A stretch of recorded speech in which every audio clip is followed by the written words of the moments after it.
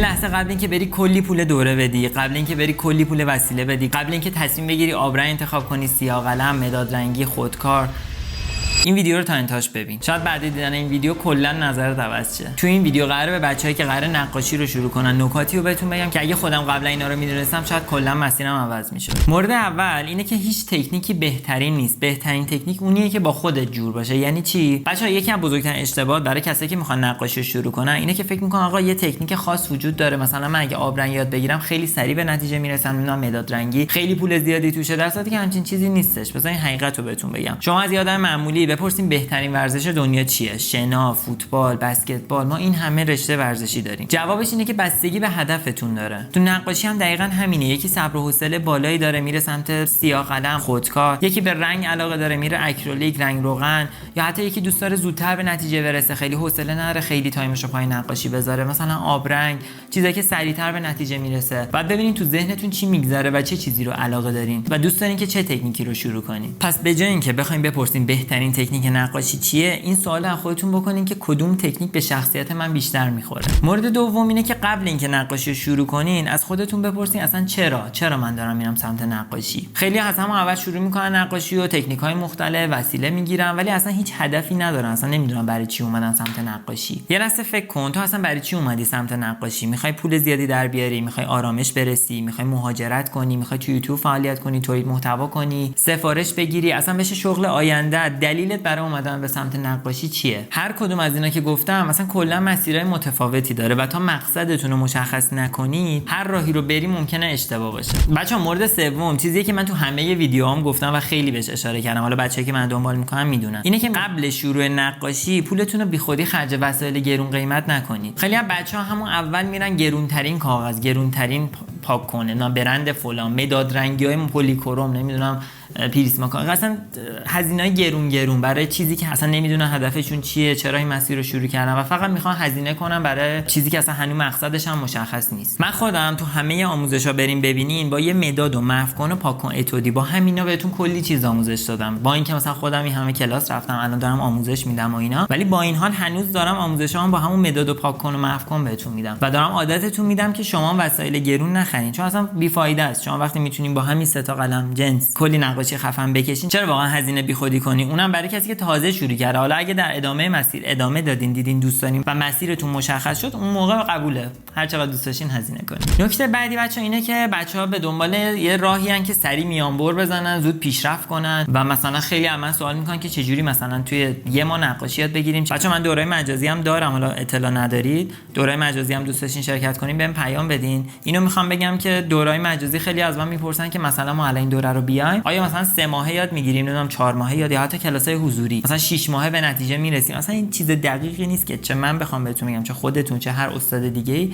اصلا این چیز مشخصی نیستش و هیچ وقت نمیتونین بگین من سریع میخوام تو یه ماه مثلا نقاشی رو فول شم و به اون چیزی که میخوام برسم. نه اینکه نشه ها، من اصلا منظورم بعد برداشت نکنین، منظورم اینه که تمرینه از اینکه تو ذهنتون هی بگین آقا من یه ماه الان میخوام به نتیجه برسم، اون تمرینه از همه چی مهمتره. اینو بذارین اولویت. بچه‌ها روزی نیم ساعت تمرین کنید بهتر از اینه که یه روز بشینی 8 ساعت تمرین کنی. واقعا میگم، یعنی اون نیم ساعت تمرینه انقدر جواب خوبی بهتون میده و خستتون هم نمیکنه، زدم نمیشین از نقاشی. وقتتون رو بذارین، نیم ساعت چیزی نیست واقعا در طول روز و کلی طرح هم میتونین بکشین. حالا توی طراحی و اینا وقتتون رو بذارین نیم ساعت طراحی کنید و اینو تو روزهای مختلف تقسیم بندی کنین. واقعا نیم ساعت چیزیه که هممون داریم و تایم خالی هست که بخوایم بشینیم نقاشی بکشیم. نقاشی یه جورایی مثل ورزش کردنه، به مرور زمان با استمرار اون عضله ساخته میشه. دقیقاً اینم همینه. حالا چه دستتون قوی میشه، دیدتون بهتر میشه، خطاتون بهتر میشه. این دقیقاً مثل ورزش کردن، بعد استمرار داشته باشین، صبوری کنید تا به اون نتیجه مطلوبی که می‌خواید برسید. بچه‌ها قبل اینکه بریم ادامه ویدیو رو اگه دوست داشتین همین الان یه لایک خوشگل برام بزنید، چنلم سابسکرایب کنید. بچه‌ای که جدیدین پیج اینستام یادتون نره فالو کنید، artwin.official. بدون معطلی بریم برای ادامه نکات. مورد 5 قبل شروع هر تکنیکی طراحی رو بذارین اولویتتون. طراحی چیزیه که تو همه تکنیکا به درتون میخوره. من اینو به بچه‌ای که حالا هنرجوی خودم هم گفتم، کسی که الان تو دوره مجازی من دارن شرکت میکنن، بهشون میگم که اینو یاد بگیرین، بعد حالا بگین آقا من میخوام الان برم سیاه قلم، میخوام برم خودکار، میخوام برم مداد رنگی. طراحی چیزیه که هم حس خوبی بهتون میده در کل، همین که پیش نیاز همه تکنیکاست. یعنی واقعا هر تکنیکی بخواید شروع کنین قبلش میگن آقا طراحی بلدین، طراحیتون چجوریه، اینو میپرسن ازتون. دقیقاً مثل خونه ساختن میمونه، شما اول سقفو میسازی یا فونداسیون؟ خب قطعا فونداسیون دیگه. اینم دقیقاً همینه، شما اول طراحی رو باید یاد بگیرین، بعد میرین سراغ اون تکنیک که دوست دارین. فرقی هم نداره، آبرنگ، دیجیتال، خودکار، همه تکنیکا میخواد.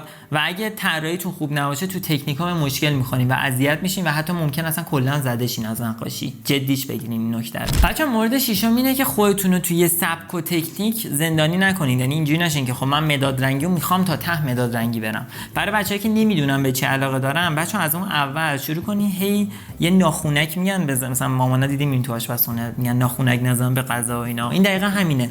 سعی کنین مثلا آبرنگ، مداد رنگی، خودکار، مداد، هر چی که دوست دارین، زغال، یه ناخونک ریزی بزنید و ببینید اصلا علاقه بهش دارین یا نه. من با تو ویدیو قبلی به این اشاره کردم، من خودم زمان کودکی همه تکنیک‌ها رو تجربه کردم و سر همون شد که فهمیدم آقا به چی علاقه دارم. یعنی همه هر چی تکنیک بگی من تا الان رفتم. کاریکاتور، دیجیتال، رنگ روغن، مداد رنگی، نمیدونم خودکار نرفتم، پاستلگچی، دیگه چی نمیدونم کدوما رو گفتم کدوما رو نگفتم. خیلی زیاد هر تکنیکی بگین و من رفتم. این از این. به غیر از آبرنگ رو واقعا از اول اصلا کلا باش ارتباط برقرار نمی‌کردم و بعدش فهمیدم که آقا خودکار دوست دارم، رفتم سمت خودکار. اون ناخونک رو که بزنید و بفهمید به چی علاقه دارین، اصلا خیلی واسه خودتون لذت بخش میشه، چون همه چی رو امتحان کردین، بعد میگین که خب الان من دیگه مسیرمو پیدا کردم. ولی اگه از اول سفت و محکم بگی آقا مثلا فقط سیاه قلم، فقط مداد رنگی، بعد از یه جا به بعد مثلا میگم اگه سیاه قلمو برین جلو، هی میگن آقا چقدر بده، مثلا کارا همش سیاه سفید، مثلا من رنگی میخوام. خب مثلا قبلا اگه رنگی رو امتحان کرده بودین، میدونستین که آقا رنگی رو بیشتر علاقه دارین یا سیاه سفیده. به خاطر همینه که میگم اینا رو تجربه کنین قبل اینکه سفت و محکم پایه تکنیک وایسین. کلا چند ماه اول اختصاص بدین به اینکه تکنیکتون رو پیدا کنین، بعد دیگه پیدا کردین همون رو سفت و محکم بچسبین و ببرین جلو. بچا رسیدم بهتون بگم که هم کلاس‌های حضوری هم دوره‌های مجازی داریم تو تکنیک‌های طراحی با مداد، خودکار و کاریکاتور. برای اطلاع شرایط کلاس‌های حضوری و دوره‌های مجازیمون به آیدی تلگرام که این پایین براتون گذاشتم یا پیج اینستاگرامم پیام بدین، کامل همه رو براتون میفرستم. بریم برای ادامه ویدیو. بچا یه مورد دیگه که راجع به انگیزه است که بچه‌ها ممکن حتی انگیزه‌شون رو از دست بدن در رابطه با همچین موضوعی، اینه که خیلی خودتون رو مقایسه می‌کنی از اون اول. مثلا اینستاگرام، یوتیوب اینا رو باز می‌کنین، نگاه می‌کنین کارا رو، میگین وای چقدر خفنه، در صورتی که نمی‌بینین پشت اون طراح چقدر طراحی خرابی داشته و مثلا 107 تا طراحی خراب داشته و 108 میشو مثلا واسه شما پست گذاشته شما دیدین. هیچ وقت خودتون مقایسه نکنین، از هم اول اصلا این کار انجام ندین. حتی آبرنگ شروع کردین انگیزه بگیرین از کارا، یعنی هی کارو می‌بینید باعث انگیزه بهتون بده، بگین خب منم تلاشم می‌کنم به این همچین مهارتی برسم توی آبرنگ. ولی اینجوری نشین که بگین وای بابا من چه هرچی میکشم اون نمیشه. این میشه مقایسه کردن. شما خودتون رو با دیروزتون بعد مقایسه کنید و واقعا بزرگترین ظلمیه که میتونید به خودتون بکنید، اینکه خودتون رو با کسی دیگه بخواید مقایسه کنید و کسی که سال‌هاست داره طراحی و نقاشی میکنه. مثلا بچه‌ها نمرتون مثلا از 30 بگیریم، مثلا هفته پیش 23 بود، الان بشه 26، دو هفته بعد بشه 28، هی ببرینش بالا، ارتقا بدین خودتون رو. ویدیو آموزشی ببینین، دوره‌ای که فکر می‌کنین مناسبه رو شرکت کنین که حالا در ادامه میگم. کلا خودتون رو با خودتون مقایسه کنین، اینو بذارین اصل اول. نکته بعدی بچه‌ها برای شروع، حالا چه می‌خواین دوره مجازی بگیرین چه می‌خواین کلاس حضوری برین فرقی نداره، مهمترین اصل اینه که اون استادی که می‌خواین واسه اون دوره یا کلاس انتخاب کنین، سعی کنید